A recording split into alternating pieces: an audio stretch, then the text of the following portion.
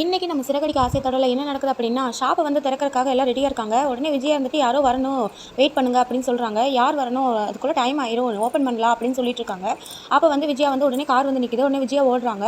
ஓடி போய் வந்து வரவேற்கிறாங்க. அது யாருன்னு பார்த்தா ஸ்ருதியோட அவங்க அம்மா.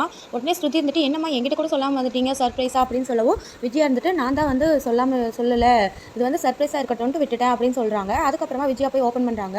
ஓப்பன் பண்ணிட்டு உள்ளே போகும்போது மீனா கிட்ட வந்து அண்ணாமலை வந்து பேசிகிட்டு இருக்காரு.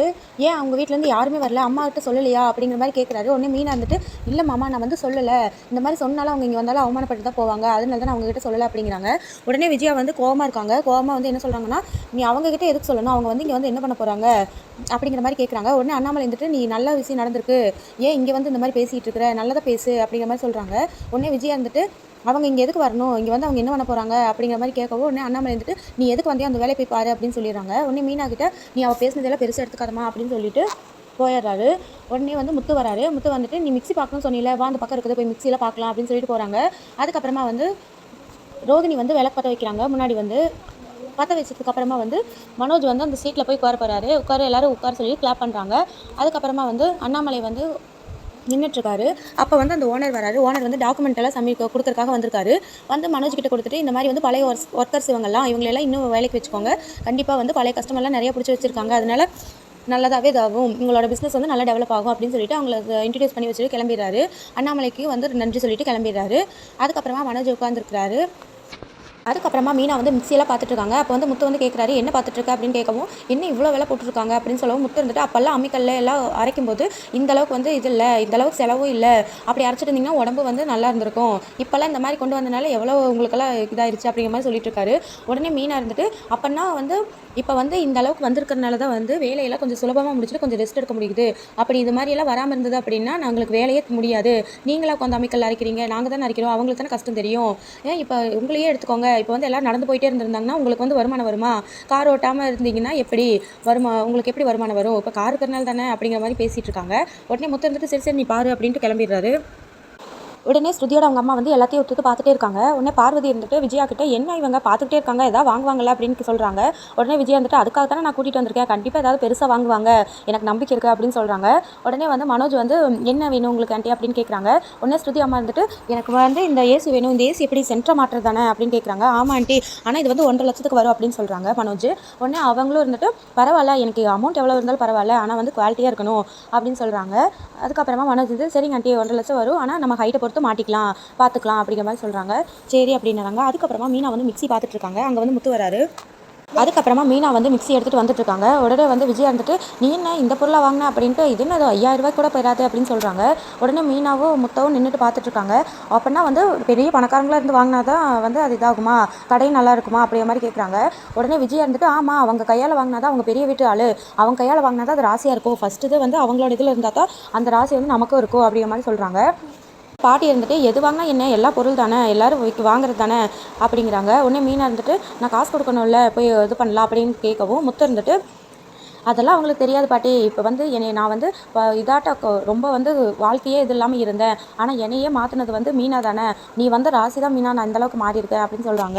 உடனே விஜய் வந்துட்டு பூக்கட்டுற கையிலேயே வந்து ராசி எதிர்பார்க்க முடியும் அப்படிங்கிற மாதிரி சொல்கிறாங்க. உடனே முத்து இருந்துட்டு ஆமாம் மீனா, நீ வந்ததுக்கப்புறம் தான் என் வாழ்க்கையே மாறி இருக்கு, அப்போ நீ வந்த ராசி தானே நான் மாறி இருக்கிறேன், அதனால் நீ இன்னொரு ராசி தான் எல்லாத்துக்கும் காரணம் அப்படிங்கிற மாதிரி சொல்லிட்டு போகிறாங்க. உடனே அண்ணாமலை வந்து நீ எல்லாம் இது எதுவும் மனசில் வச்சுக்காதமா அப்படிங்கிற மாதிரி சொல்கிறாங்க. அதுக்கப்புறமா வந்து உடனே ஸ்ருதியோட அவங்க அம்மா வரவும் விஜயாவும் மனோஜ் இருந்துட்டு ஃபஸ்ட்டு வந்து இவங்களுக்கு தான் நான் பில் போடுவேன் அப்படின்ட்டு ஸ்ருதியோட அவங்க அம்மா கூட்டிகிட்டு போயிடறாங்க. உடனே விஜயாவும் பின்னாடியே போயிடுறாங்க. போய் மனோஜ் வந்து பில்லு போட்டுட்ருக்காரு. அதுக்கப்புறமா பில்லு போட்டு வந்து கொடுத்துட்றாங்க ஸ்ருதி அவங்க அம்மாவுக்கு. அதுக்கப்புறமா மீனா வந்து பாட்டி வந்து அவசரமாக கூட்டிகிட்டு வந்து பில்லு போடு, மீனா கையில் ஃபஸ்ட்டு வாங்கு, உனக்கு வந்து ராசியாக இருக்கும், இதுதான் போனின்னு நினச்சிக்கோ அப்படின்னு சொல்கிறாங்க. உடனே மனோஜ் வந்து முழிக்கிறாரு, காசை வந்து வாங்கவே மாட்டேங்கிறாரு. அதுக்கப்புறமா பாட்டி இருந்துட்டு வாங்கடா, உனக்கு தானே சொல்லிட்டு இருக்கேன், அவளை எதுக்கு பார்த்துட்டு இருக்க அப்படிங்கிறாங்க. அதுக்கப்புறமா வாங்கிடுறாங்க. இது மீனா கட்டுற மாலை தான் வந்து சாமிக்கே போகுது, மீனா கட்டி கொடுத்து நிறையா வாழ்க்கைப்பட்டவங்க வந்து எல்லாருமே வந்து நல்லா இருக்காங்க, அதனால வந்து ஃபஸ்ட்டு மீனா கையில் வாங்குறதா உனக்கு ராசி அப்படின்னு சொல்லி பாட்டி சொல்கிறாங்க. அண்ணாமலை சொல்கிறாரு.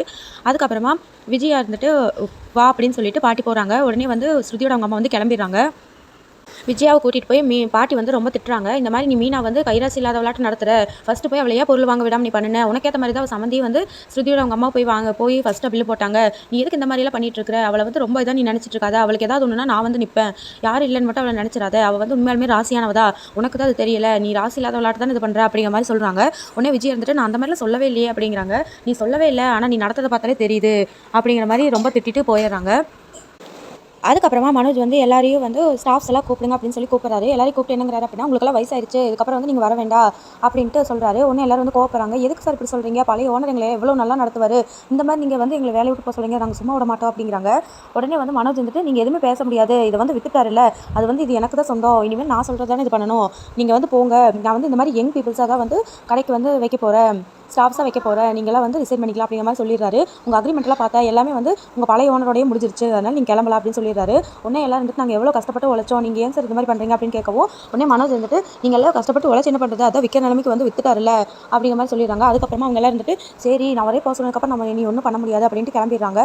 உடனே வந்து ரோஹினி வந்துட்டு சூப்பர் மனோஜ், நீ இந்த மாதிரி ஸ்ட்ரிக்டாக இருந்தால் தான் நம்ம வந்து பிஸ்னஸ் டெவலப் பண்ண முடியும், சூப்பர் அப்படின்னு சொல்லிட்டு கை கொடுத்து வாழ்த்துறாங்க. அதுக்கப்புறமா வெளியே போயிட்டு எல்லா ஸ்டாஃப்ஸ் எல்லாம் பேசிக்கிறாங்க.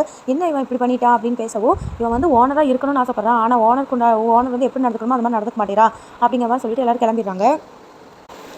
மனோஜ் ரோஹினி வீட்டுக்கு வராங்க. உடனே வந்து விஜயா வந்துட்டு உங்கள் கண் எல்லாமே உங்கள் மேலே தான் பட்டிருக்கும், நீங்கள் எத்தனை பேர் வந்துட்டு போயிட்டாங்க, நின்னுங்க அங்கேயே நில்லுங்க, ஆரத்தி எடுத்துடலாம் அப்படின்னு சொல்கிறாங்க. உடனே மனோஜ் வந்துட்டு ஏமா இன்றைக்கி ரொம்ப பேர் வந்துட்டாங்க, நிறையா பேர் பேசி ரொம்பவே வந்து டயர்டாக இருக்குது, அது இல்லாமல் கால் வேலை செம வலி அப்படிங்கிற மாதிரி சொல்கிறாங்க. ஒரு 2 நிமிஷம் நில்றா, ஒன்றும் ஆயிர மாட்டா அப்படின்னு சொல்லிட்டு ஆரத்தி எடுக்கிறதுக்காக விஜயா உள்ளே போகிறாங்க. அதோட இன்றைக்கி எபிசோட் முடிஞ்சது. நன்றி.